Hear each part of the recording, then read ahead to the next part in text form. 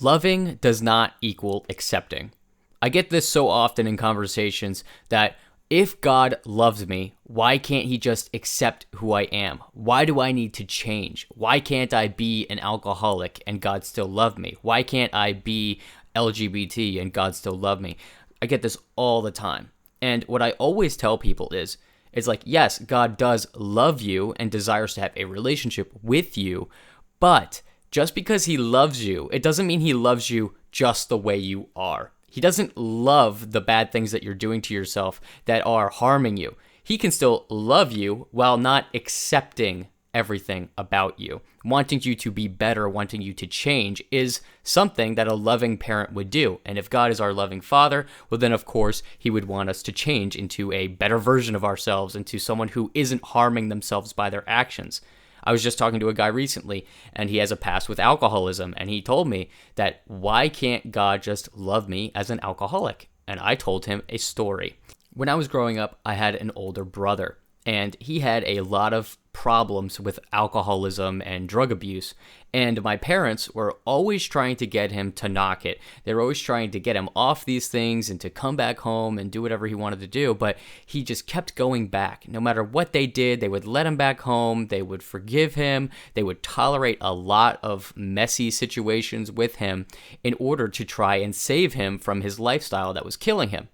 Now, throughout the whole process, of course, they loved him, right? They want him to be freed from this thing that is damaging him, but they aren't accepting what he's doing, right? They love him, but they aren't accepting of all of his choices. He could have been like, well, if you really loved me, you would just accept who I am and all of these things that I'm doing. And why are you telling me that what I'm doing is wrong? If you really loved me, you would just accept everything about me, right? He could have said that, but it's not really love if you let someone destroy themselves with these actions. In fact, it's the opposite of love. If you really loved someone, you would want them to quit doing all of these things. So my parents, being someone who loved my older brother, of course, they're trying everything in their power to get him to quit these things that are killing him. Now, they're not accepting everything he's doing, but they're actually really loving him. And I told him this story because this story ended badly. Throughout the whole process, my brother is going and doing all these things that are hurting him. My parents are forgiving him over and over again, allowing him to move back in the house over and over again. But ultimately, one day, he decided he went out and he didn't come back home. He went out and he overdosed and he died. And if that guy that I were talking to were to speak to my parents and tell them, oh, if you really loved him, you would have just let him be who he wanted to be. It's like, how naive, right? How naive is that? But ultimately, that is what he's saying. He's saying, if God really loved me, he would allow me to be an alcoholic. But this is completely irrational. And after I told him that story, I could see in his heart that he understood what I was saying.